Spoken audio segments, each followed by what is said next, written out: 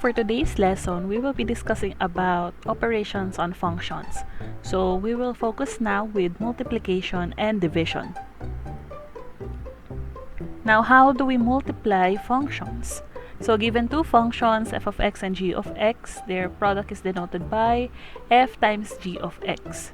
So this is defined by multiplying f of x and g of x.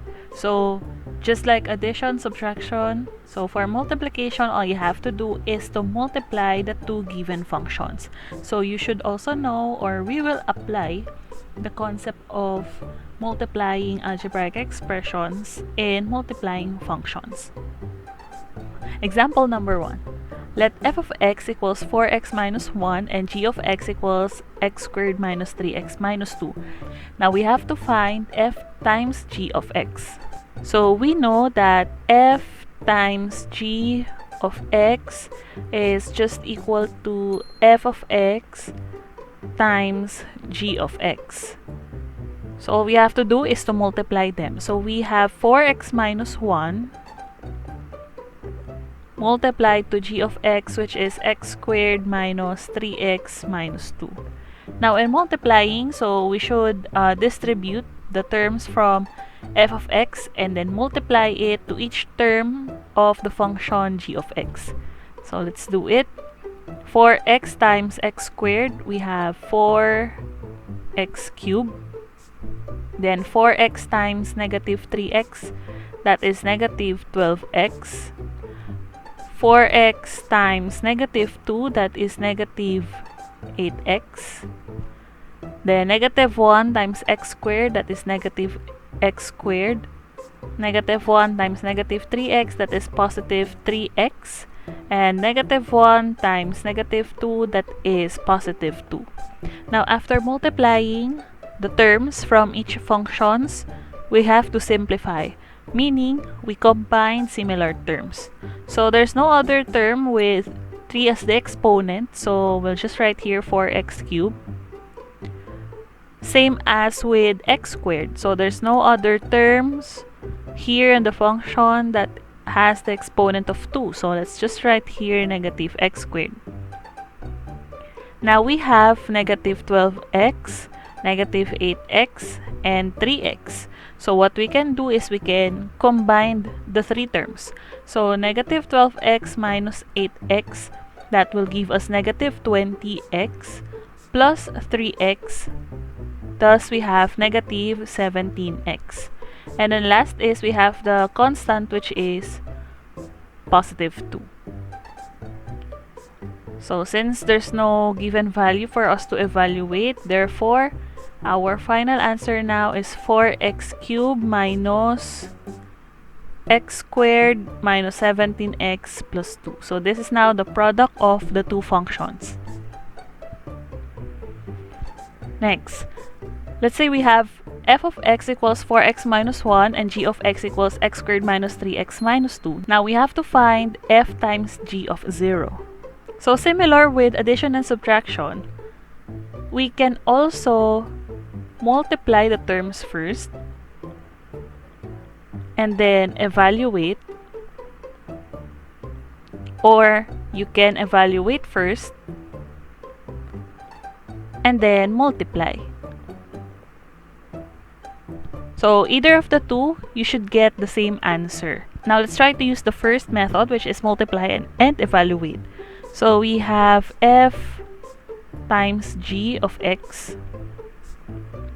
So that is 4x minus 1 times x squared minus 3x minus 2. So that is 4x cubed minus 12x minus 8x minus x squared plus 3x plus 2. Combining this, 4x cubed minus x squared minus 17x plus 2.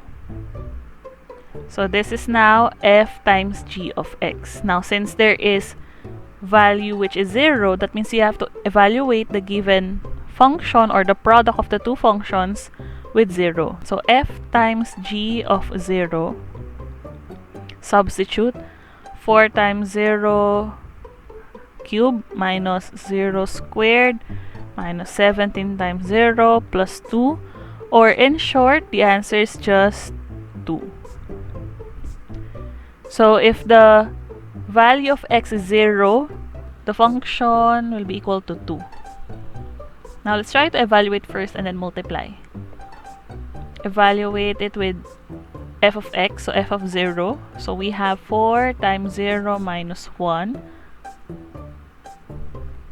which is just equal to negative 1. Do it also for g of x, so g of 0 equals 0 squared minus 3 times 0 minus 2. So we have negative 2.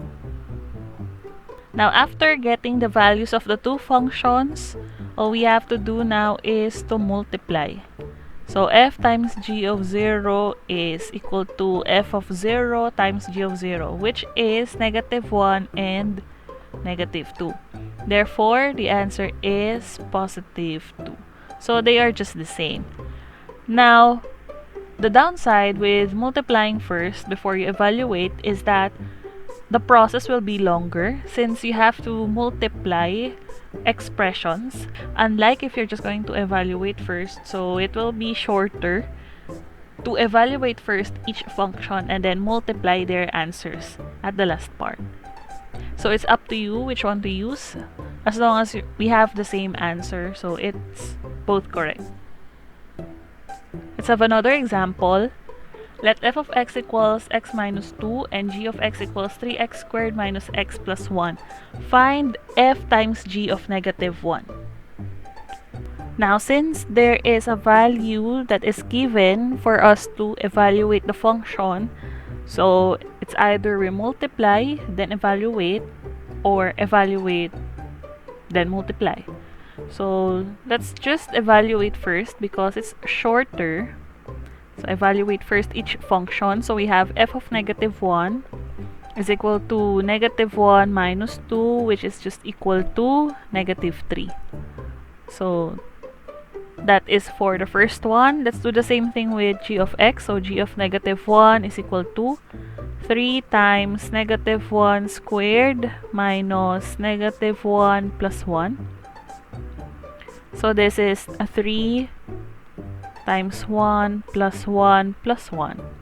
Or this is just equal to 5. Now after getting the value of each function, let's now multiply. So f times g of negative 1 is just equal to f of negative 1 times g of negative 1. So f of negative 1 is negative 3 and g of negative 1 is 5. Therefore, our final answer is negative 15. So if you will multiply first the functions and then you evaluate, you should get the same answer, which is negative 15. Now we have division of functions. So for the division of functions, this is defined by f over g of x or f of x over g of x, where g of x should not be equal to 0. What happens if g of x is equal to 0? If g of x is 0, that means our denominator is 0, which will be undefined. So the denominator should not be equal to 0. So in dividing functions, again, just have to divide the numerator by the denominator or the f of x by the g of x. Now, take note, in dividing, we should also be applying the concept of factoring. So later on, I will show you an example. So that is just one thing that you have to consider when dividing functions. Now example, let f of x equals x minus 1 and g of x equals x squared minus 3x plus 2. Now we have to find f over g of x. So meaning we have to divide f of x by g of x. So what we will do here is, let's write f over g of x. So we're dividing the f of x by the g of x. So what we will do here is substitute. So we have x minus 1 for the numerator. For the denominator, we have x squared minus 3x plus 2. Now if you want, you can divide them using the long method, or like what I've mentioned a while ago, we will be using factoring. So check if the numerator and the denominator are factorable, and then let's cancel out common factors. So obviously the numerator is not factorable anymore, so we have x minus 1. For the denominator, this is a trinomial, so that means we can check for factors, which are two binomials. Now for x squared, that is just x and x. Now look at the last term, which is 2. Think of a number, or think of factors of 2 that when you add, the answer is negative 3. So we can have negative 2 and negative 1. So negative 2 plus negative 1 will give us negative 3. And if we multiply also negative 2 and negative 1, that will give us positive 2. So our factors are correct. So we have negative 2 here and then negative 1. Now after getting the factors, you check now if there's a common factor on the numerator and the denominator. So obviously, as you can see here, we have x minus 1 on both the numerator and the denominator. So that means we can cancel that one out. So the numerator now will just be equal to 1. Therefore, we will be left with 1 over x minus 2, which is now our final answer. So in division, you can divide using the long method, or you can do factoring, if possible. Next, let f of x equals x minus 2 and g of x equals 3x squared minus 5x minus 2. Find f over g of 3. So this time, as you can see, there is now a number here. So that means we have to evaluate. So again, you can divide first, then evaluate, or you can evaluate first and then divide. Now if you have to divide first and then evaluate, that means you have to do factoring, you have to cancel out common factors. For evaluate and then divide, all you have to do is to evaluate the function separately and then divide their final answers. So obviously, evaluating first before dividing is easier compared to dividing it first and then evaluate. So let's just do the second process. So let's evaluate f of x and then g of x. So let's evaluate first. F of 3 equals 3 minus 2, which is equal to 1. So this goes now to our numerator. Take note, it's f over g. We do the same thing for g of x. So g of 3 is equal to 3, then 3 squared minus 5 times 3 minus 2. So you have 3 times 9 minus 15 minus 2, which is equal to 27 minus 15 minus 2, or it's equal to 10. So this is now our value for g of x. Then this is now our denominator. Now, we have to write f over g of 3. So this is just the same as f of 3 over g of 3. So f of 3 is given, which is 1. We already solved that. And then the g of 3 is 10. So 1 over 10. Now, in case you still have to simplify this, then do so. If not, then this will be our final answer already. For our last example, let f of x equals 2x squared minus 7x minus 15 and g of x equals x minus 5. Find f over g of negative 1. So as you can see, there is a negative 1. That means you have to evaluate the function after dividing. So let's just use the second method, which is to evaluate first, then divide. So we have f of negative 1 equals 2 times negative 1 squared minus 7 times negative 1 minus 15. So we have 2 times 1 plus 7 minus 15, which is 2 plus 7 minus 15, or negative 6. So this will be our numerator. Do the same thing for g of x, so g of negative 1. So we have negative 1 minus 5, which is just equal to negative 6.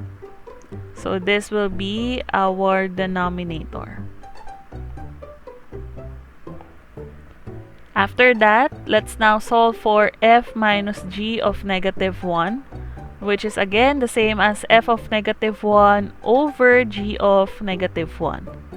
So f of negative 1 is negative 6, g of negative 1 is negative 6, therefore our final answer is 1. So you will only do this if there is a value given for us to evaluate. But if there's none, then you have no choice but to divide the functions.